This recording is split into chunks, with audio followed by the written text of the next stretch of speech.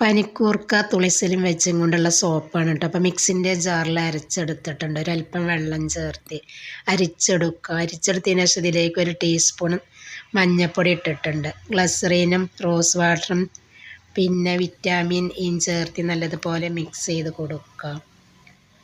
അപ്പോൾ ഇതെല്ലാം ചേർത്തിട്ടുണ്ട് കേട്ടോ.